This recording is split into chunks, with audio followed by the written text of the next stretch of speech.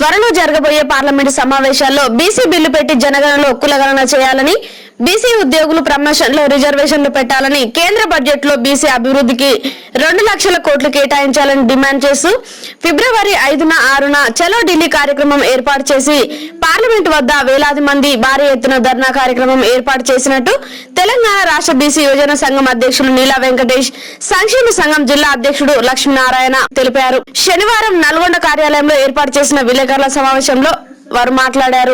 ఈ సమావేశంలో గుండు వెంకటేశ్వర్లు, సింగం లక్ష్మి, మహిళా సంఘం జిల్లా అధ్యక్షురాలు కదిరి, జిల్లా కార్యదర్శి బక్కతట్ల వెంకన్న, యాదవ్ జిల్లా ఉపాధ్యక్షుడు ఖమ్మంపాటి దుర్గా, వల్ల కీర్తి శ్రీనివాస్, పగిళ్ల కృష్ణ, పున్న వీరేశం, వనం లలిత, సతీష్ యాదవ్, చెరుపల్లి సదానందు, కర్ణాటి మచ్చగిరి, గడ్డం దశరథ, గోడ శివ, కల్లూరి రమణ తదితరులు ఉన్నారు. गुज्जर कैसा करे, आंध्र प्रदेश में कापू उद्यमम कैसा लेके आया, आप लोग भी बीसी उद्यमम भी ऐसा लेके आओ, लड़ाओ. आपके बोले तो అంటే మేము కూడా అన్నాం, అరే బీసీ ప్రధానమంత్రి ఉన్నాడు, మరి బీసీ ప్రధానమంత్రి మీద మేము యుద్ధం చేస్తే మరి అందరు నవ్వుతారు. మీ ప్రధానమంత్రి ఉన్నప్పుడు కూడా మీరు కూడా ఇట్లా యుద్ధం చేయడం, ధర్నాలు, రాస్తారోకోలు చేయడం ఎట్లా అంటే ప్రధానమంత్రి చెప్పిండు. మీరు మావాడు ఉన్నారు కదా అని చెప్పేసి కూర్చుంటే ఎవరు కూడా కదా, నా కింద కూడా అగ్రకులాలు ఉన్నాయి, నేను ఒక ముళ్ళ క్రీతం మీద కూర్చున్నా. మీరు ఎంతవరకు అయితే ఫైట్ చేస్తారో నేను కూడా వాళ్ళకు చెప్పడానికి నాకు అధికారం ఉంటుంది. మీరు చెప్పకుండా చేయకుండా ఇళ్లలో కూర్చుంటే ఎవ్వరు కూడా మీకు పార్లమెంట్ లో బీసీ బిల్లు పెట్టారు, చట్టసభలో 50% రిజర్వేషన్లు రావు. కాబట్టి మీరు ఏ విధంగా అయితే ఫైట్ చేస్తారో నేను మీ వాడిని కావచ్చు, కానీ అధికారాలు అగ్రకులాల చేతుల్లో ఉన్నాయి. కాబట్టి మీరు ఫైట్ చేయండి, నేను తప్పకుండా చేయడానికి సిద్ధపడతా అని చెప్పడం జరిగింది.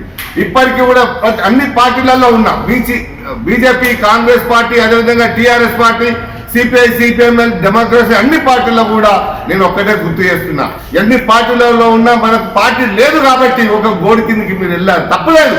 కానీ పార్టీలకే అతీతంగా ఎప్పుడైతే బయటకు వచ్చి ప్రజాస్వామ్యంలో మన హక్కుల కోసం మనం ఎప్పుడైతే పోరాడగలుగుతామో అప్పుడే నిజమైనటువంటి బీసీలకు న్యాయం దక్కుతుంది, ఫలాలు దక్కుతాయి. మన బీసీ ఇప్పటికీ మన తాతలు ముత్తాతలు అగ్ర కులాల చేతి కింద మరి అయ్యా కట్టు బానిసలాగా ఉక్కు పాదాల కింద తొక్కివేయబడ్డాం. కానీ ఇప్పటికి కూడా మనం ఎదిరించకపోతే ఇవాళ ఆర్ కృష్ణ ఉద్యమంతో ఇవాళ చదువుకొని విద్యాబుద్ధులతో ఐఏఎస్, ఐపీఎస్, ఒక ఇంజనీరింగ్ ఒక లెవెల్కి వచ్చాం. కానీ చదువుకున్న తర్వాత కూడా మనం ఉద్యమం చేయకపోతే, కలిసికట్టుగా నాయకత్వాన్ని మరి ముందుకు తీసుకెళ్ళకపోతే కనుక మనం చదువుకున్నటువంటి మనం కూడా అగ్రకులాల మోచేతి కింద మరి మూటలు మోయాల్సిన పరిస్థితి రాణించుకోవద్దు అని చెప్పి ప్రతి ఒక్క బీసీకి కూడా నేను హెచ్చరిస్తున్నాం. బీసీలు ఇలా కొంతమంది బీజేపీలో, అదేవిధంగా కొన్ని పార్టీలలో ఉండి కృష్ణయ్య ఇట్లా చేస్తుండు, కృష్ణయ్య అమ్ముడు పోయిండు. బిడ్డ, ఒక్కొక్కరికి నేను ఒక్కటే హెచ్చరిస్తున్నా, కృష్ణయ్య ఒక ఎజెండా కోసం పార్లమెంట్ లో బీసీ బిల్లు ఎప్పుడైతే పెడతారో బీసీలకు అప్పుడే న్యాయం జరుగుతుందన్న ఆలోచనతో, జనగణన ఎప్పుడైతే కులగణన జరుగుతుందో అప్పుడే మన బీసీ బిడ్డలు బాగుపడతారన్న ఆలోచనతో ఒక కంకణబద్ధుడై పోరాడుతున్నాడు. ఒక ఎజెండా, ఒక గొడుగు కావాలి. కాబట్టి మీరందరూ ఏ విధంగా అయితే ఒక గొడుగు కింద పనిచేస్తున్నారో, కృష్ణయ్యకు ఒక బీసీ నినాదమే తప్ప ఒక గొడుగు లేకపోవడం వల్ల మరి ఇవాళ వైఎస్ రాజశేఖర రెడ్డి కొడుకు వైఎస్ఆర్సీపీ పార్టీ ఇవాళ రాజ్యసభ ఇచ్చి గొంతుకగా కృష్ణయ్య గారు పార్టీలో ఖచ్చితంగా నువ్వు మాట్లాడు, నీ 70 కోట్ల ప్రజల సమస్యను నువ్వు నిలదీయి అని చెప్పి ఇలా పార్లమెంట్ లో, రాజ్యసభలో మాట్లాడుతుంటే ఒక్కొక్క పార్టీ నివ్వరమై చూస్తుంది. ఏమిరా కృష్ణయ్య లాంటి ఒక్క నాయకుడు కూడా 70 సంవత్సరాల పాలనలో ఒక్క కూడా ఇలాంటి గొంతుగా విప్పింది లేదు. పార్టీలో ఖచ్చితంగా బీసీల కోసం పోరాడిన నాయకుడు లేడు. నిజంగా కృష్ణయ్య కోసం మేము సపోర్ట్, మద్దతు పలుకుతామని చెప్పి ఇవాళ చాలా పార్టీలు, దాదాపు 17-18 పార్టీలు కృష్ణకు మద్దతుగా నిలిచాయి. కాబట్టి ఇప్పుడు ఇవాళ కాంగ్రెస్ పార్టీ కూడా మనకు మద్దతుగా నిలబడింది. సోనియా గాంధీ గారు, రాహుల్ గాంధీ గారు వాళ్ళు ఒకటే చెప్పారు, మేము తప్పకుండా, మేము కూడా కేంద్రంలో మేము వస్తే, పార్టీలోకి వస్తే తప్పకుండా చట్టసభలో 50% రిజర్వేషన్లు కులగణన చేపడతామని చెప్పి హామీ ఇచ్చారు. కాబట్టి మనమందరం కూడా మన బీసీ బిడ్డ ఉన్నప్పుడే మనం అడుగుదాం, పోరాడితే పోయేదేది లేదు, బానిస సంఖ్యలు తప్ప. కాబట్టి అందరూ ఏకమత్వంలో భిన్నత్వంలాగా కలిసి పోరాడదాం.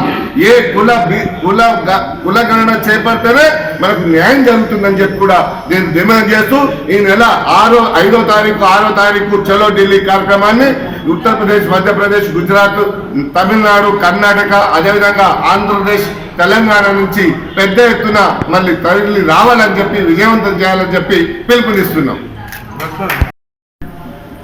బీసీ సంక్షేమ సంఘం ఆధ్వర్యంలో చలో ఢిల్లీ కార్యక్రమానికి ఫిబ్రవరి 4, 5, 6 తేదీలో జరిగే ధర్నాను విజయవంతం చేయాలని బీసీ యువజన సంఘం రాష్ట్ర అధ్యక్షులు ముఖ్య అతిథిగా రావడం జరిగింది. గత 75 సంవత్సరాల పరిపాలనలో బీసీలకు జరుగుతున్న అన్యాయం కళ్ళ ఎదుట ఉండి కూడా ఎంతోమంది ప్రధానమంత్రులు మారిన మనకు ప్రధానమంత్రి బీసీ అభ్యర్థి వచ్చినా కానీ చట్టసభల్లో పార్లమెంట్లో ఉన్నటువంటి 80% ఉన్నటువంటి అగ్రకులాలే పరిపాలనలో వాళ్ళు చట్టసభల్లో ఉండడం, చట్టాలను వాళ్ళ చుట్టాలుగా మార్చుకొని చేసుకోవడం జరిగింది.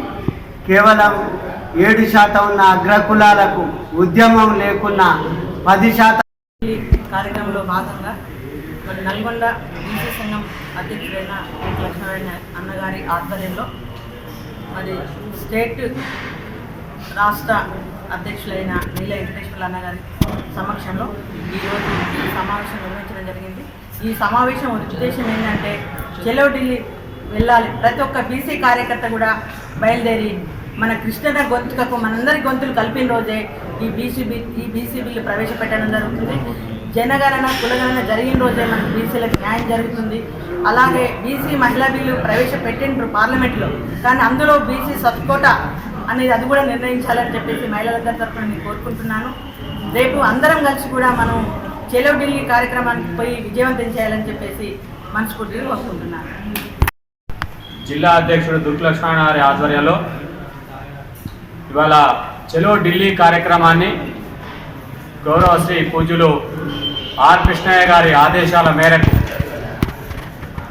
అదేవిధంగా యువజన సంఘం రాష్ట్ర అధ్యక్షులైన నీలా వెంకటేష్ గారి ఆదేశాల మేరకు ఇవాళ బీసీలంతా ఐక్యంగా టైగర్ ఆర్ కృష్ణన్న గారి వెన్నంటి ఉండి పార్లమెంటు, అసెంబ్లీ స్థానాల్లో బీసీలకు రావాల్సిన వాటాని దక్కించుకోవడానికి చలో ఢిల్లీ కార్యక్రమాన్ని ఫిబ్రవరి 4, 5 తారీఖులలో ఉన్నది.